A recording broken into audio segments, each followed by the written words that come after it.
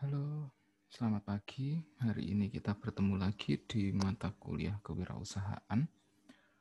Pokok pembahasan kita hari ini adalah mengenai marketplace. Ya. Apa itu marketplace? Mungkin teman-teman semuanya sudah pernah mendengar mengenai Tokopedia atau Bukalapak atau Shopee. Ya, ini adalah salah satu saja beberapa contoh marketplace yang biasa teman-teman temui. Ada beberapa literatur yang menyatakan mengenai definisi dari marketplace.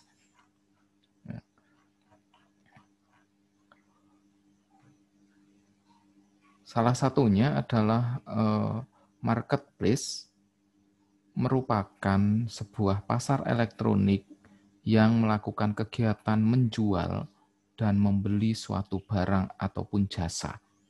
Jadi marketplace ini sama seperti pasar, namun dia secara elektronik. Ada penjual dan ada pembeli. Ada juga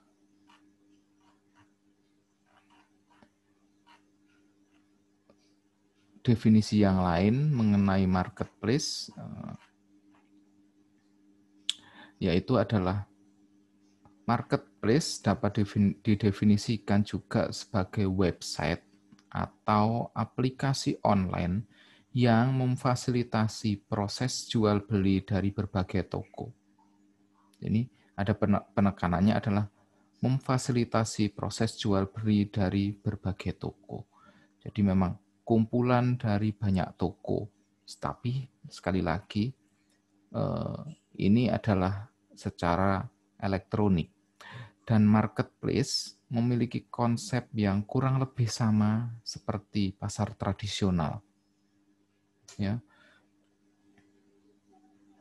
Hanya pada dasarnya pemilik marketplace tidak bertanggung jawab atas barang-barang yang dijual.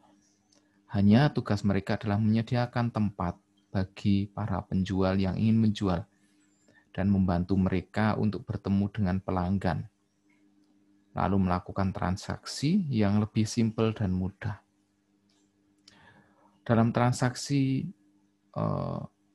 marketplace ini memang ada beberapa peraturan di marketplace sendiri. Biasanya adalah setelah melakukan pembayaran, penjual akan mengirim barang ke pembeli, ya. Lalu nanti pembeli akan memberikan review mengenai barang dagangannya barang yang dibeli. Ada banyak ya, yang seperti saya bilang tadi, salah satu contohnya adalah Tokopedia, Bukalapak, Shopee. Nah, kalau di luar negeri, marketplace ini sebenarnya sudah berlangsung dan sangat populer di sekitar tahun 1995. Kalau teman-teman mahasiswa ingat, dulu ada yang namanya Amazon, eBay, nah itu salah satu beberapa contoh marketplace yang sudah ada di luar negeri. Kemudian mengenai pembayarannya juga ada perubahan. Kalau dulu sekitaran tahun 98 itu ada namanya PayPal. Nah, itu biasa digunakan untuk transaksi online dan saat ini juga banyak sekali mode pembayaran yang bisa dilakukan.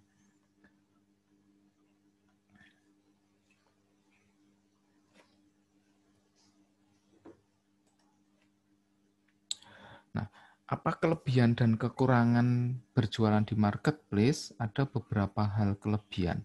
Yang pertama, seperti yang tadi didefinisikan, marketplace adalah tempat berkumpulnya para pembeli.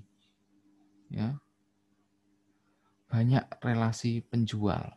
Jadi orang pembeli bisa melihat di sana, ada banyak penjual juga di sana. Yang ketiga, bisa memanfaatkan promosi dari marketplace. Jadi ada beberapa marketplace yang memang sudah terkenal dan itu jadi media promosi juga untuk produk kita. Lalu juga ada fitur-fitur premium yang disediakan di marketplace. Yang kelima adalah keamanan transaksi terjamin. Seperti yang dibilang tadi, didefinisikan di awal bahwa pembeli akan membayar terlebih dahulu, kemudian penjual akan mengirim barang tersebut. Setelah barang tersampaikan ke pembeli, maka penjual bisa mendapatkan uang atau mengklaim uang penjualannya. Dan ini memang lebih terjamin. Jadi bukan yang kalau ada kasus penipuan sudah membayar kemudian barang tidak datang, nah itu dari segi pembeli itu sangat dirugikan. Namun ada pula yang sudah memesan banyak namun tidak jadi membeli, ini juga nanti risiko ada di pembeli. Nah, keamanan hal seperti itu terjamin di marketplace. Karena pembeli juga harus membayar terlebih dahulu barang yang harus dibeli, namun uangnya tidak langsung ditransfer ke rekening sang penjual. Penjual harus mengirimkan barang terlebih dahulu, begitu barang sampai ke pembeli, maka uang tersebut dapat diklaim. Nah, ini transaksinya. Kemudian sewa toko gratis. Nah, kalau kita dari sudut pandang yang pembeli, ya ini termasuk sangat gratis ya. Kita tidak perlu menyewa toko, menyewa tempat, tapi barang dagangan kita bisa masuk di sana. Jangkauan pembeli lebih luas sudah pasti, ya. Jadi seluruh Indonesia bahkan mungkin bisa seluruh dunia juga. Ya, kalau teman-teman nanti pakainya adalah Amazon atau eBay, ya sudah pasti itu seluruh dunia nanti. Atau pakai Alibaba yang sekarang juga lagi nanjak juga. Ini seluruh dunia. Lebih meyakinkan pembeli yang berikutnya. Nah, seperti yang tadi dibilang, ya, karena transaksinya terjamin, jadi ini pembeli juga akan lebih aman, tidak ada kekhawatiran dari sudut pandang pembeli. Namun ada kekurangan saat kita berjualan di marketplace. Yang pertama adalah persaingan antar pedagang sangat tinggi.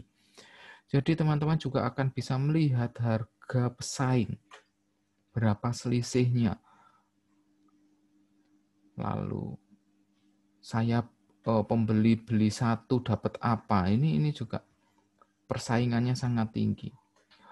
Lalu yang kedua adalah keberlangsungan tidak terjamin. Ya, memang ada beberapa jenis marketplace yang sekarang sudah pilot.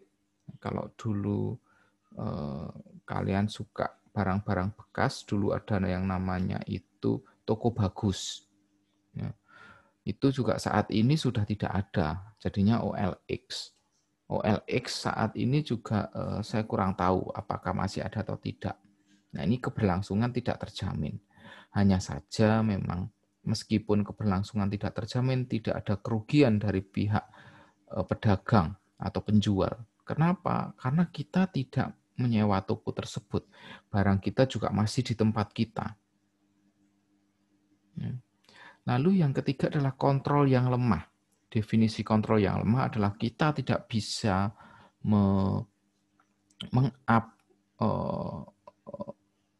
membranding istilahnya ya, membranding warung kita atau toko kita. Ya. Kenapa? Karena ini adalah masih ikut di pemilik marketplace. Hanya ini juga bisa diatasi dengan misalkan teman-teman nanti membeli dalam fitur yang premium. Ini ada beberapa hal kelebihan biasanya dari fitur premium. Lalu yang keempat kekurangannya adalah peraturan yang sangat ketat. Ya, ini sudah pasti. Ya, karena kita pinjam marketplace punya orang, ya pasti kita mengikuti aturan dari pemilik marketplace. Seperti tadi pembayaran yang harus sekian hari kita bisa terima, tidak bisa langsung kita cairkan terkadang. Nah ini tapi ada aturan-aturan tersebut yang harus kita ikuti.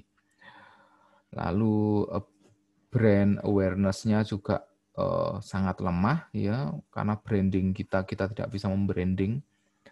Pembayaran lebih lama ya, beberapa kasus memang ada yang pembayaran adalah 14 hari setelah barang diterima oleh konsumen. Jadi perputaran uangnya memang agak sedikit lama.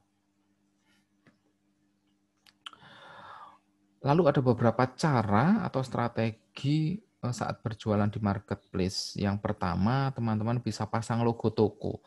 Kenapa logo toko ini penting? Karena ini akan meyakinkan pembeli, oh ini loh toko logonya, berarti dia benar-benar ada. Gitu. Lalu judul produk. Teman-teman bisa melakukan riset kata kunci. Kata kunci apa yang sering dicari oleh pembeli. Nah, itu judul produknya bisa melakukan itu. Misalkan nih, saya mau cari keripik gitu ya. Kalau kita mau tulis keripik pisang gitu aja. Nah, ada berapa banyak di situ yang keluar. Nah, judul produk kita juga harus ada kata keripik pisangnya atau keripik. Nah, ini kenapa? Karena judul produk saat di searching itu akan keluar. Lalu produk harus diambil dengan foto yang jelas. Kenapa? Karena begitu fotonya tidak jelas atau buram juga akan mengurangi juga daya tarik dari konsumen untuk membeli. Ada beberapa trik dalam memfoto. Seperti yang bisa dilihat di sini, ini menggunakan photo box. Ya, jadi memang di foto ini pakai HP saya sudah cukup buat dari kardus gitu, di foto cekret.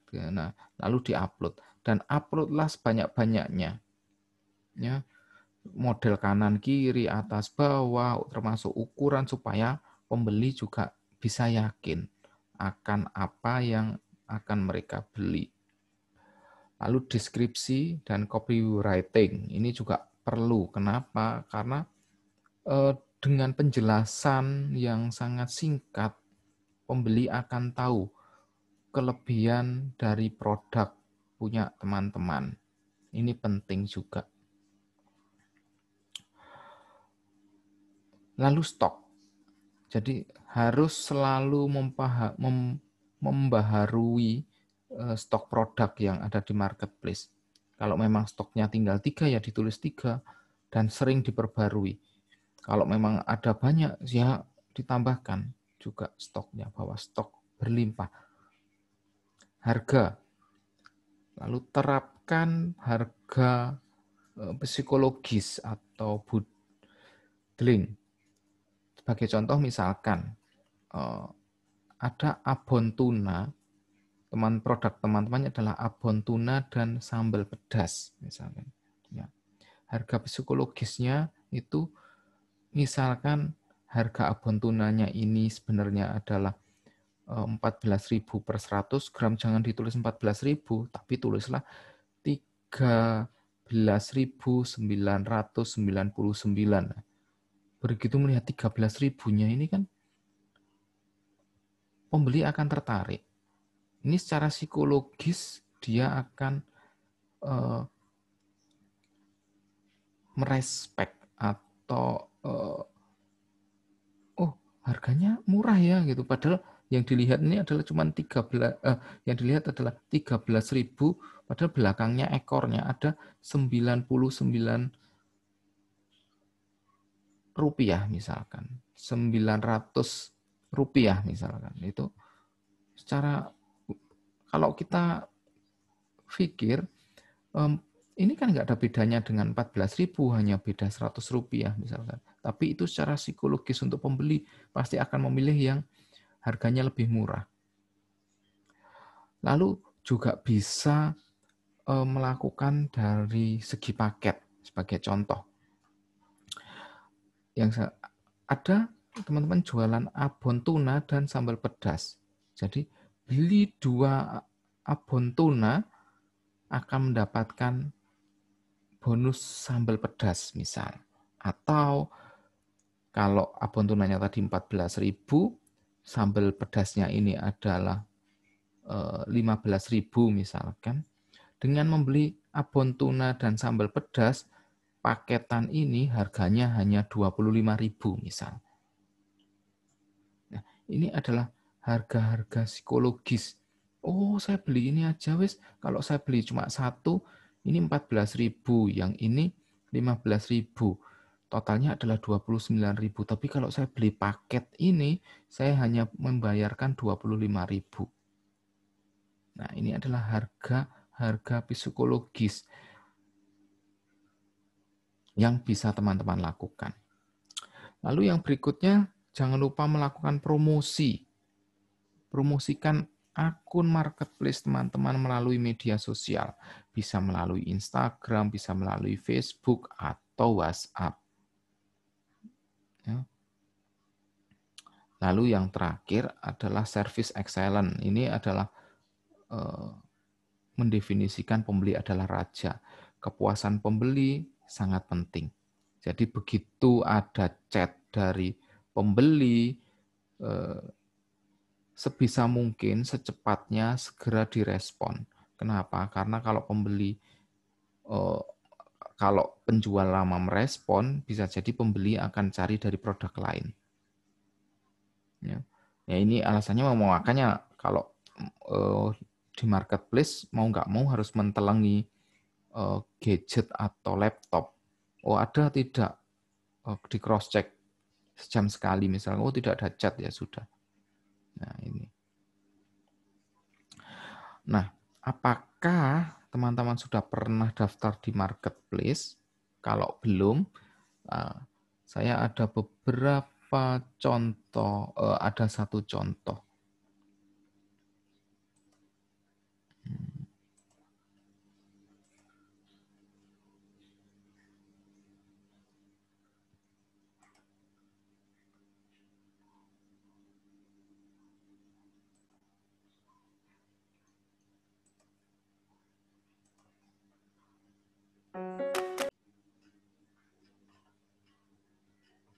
Di Tokopedia, mudah dan gratis. Pertama-tama, klik buka toko. Kamu bebas menentukan domain tokomu, seperti punya website sendiri. Setelah menentukan domain, isi informasi tokomu dengan lengkap, seperti nama toko, slogan, dan deskripsi toko. Makin unik, makin menarik. Jangan lupa juga untuk mengisi info asal pengiriman. Di Tokopedia, kamu akan terhubung dengan berbagai agen logistik besar di seluruh Indonesia. Tinggal pilih. Toko onlinemu juga otomatis mendukung berbagai metode pembayaran. Semuanya serba gratis. Untuk membuat tokomu terlihat lebih profesional, jangan lupa upload foto profil yang bisa menggambarkan tokomu.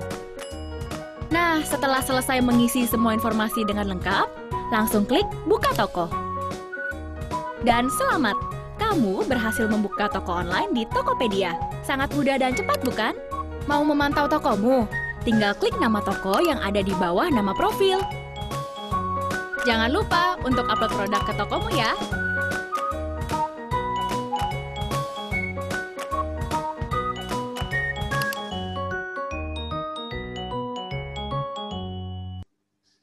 Nah, ini adalah hanya sebagai contoh saja.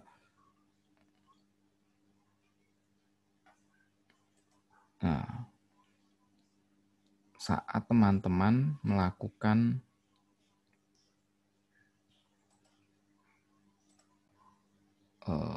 pendaftaran di marketplace, itu hanya di Tokopedia. Ada banyak sekali contoh yang ada di di marketplace. Kalau teman-teman tahu tadi ada blibli.com misalkan, atau Bukalapak, itu yang ada di Indonesia.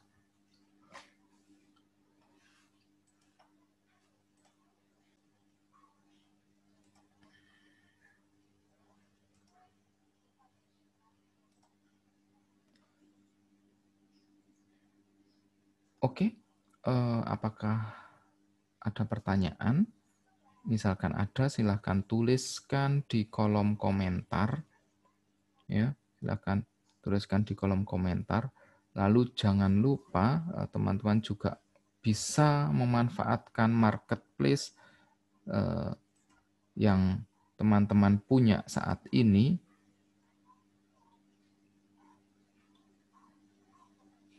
untuk dimanfaatkan. Apakah marketplace saja? Enggak. Teman-teman juga bisa melakukan misalkan di Instagram yang sudah punya Instagram atau via WhatsApp. Yang penting tujuannya adalah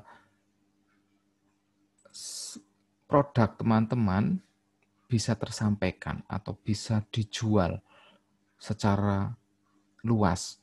Karena saat ini juga kalau kita mau jualan di pasar juga kita keterbatasan. Ada batasan mengenai wilayah juga. Ini juga perlu dipertimbangkan. Dan hampir semua kalangan saat ini juga sudah melakukan kegiatan secara digital. Supaya kita juga tidak ketinggalan zaman, maka penjualan kita juga harus secara digital juga. Oke, sekian materi mengenai marketplace. Akan ada nanti diskusi setelah ini. Dan selamat pagi.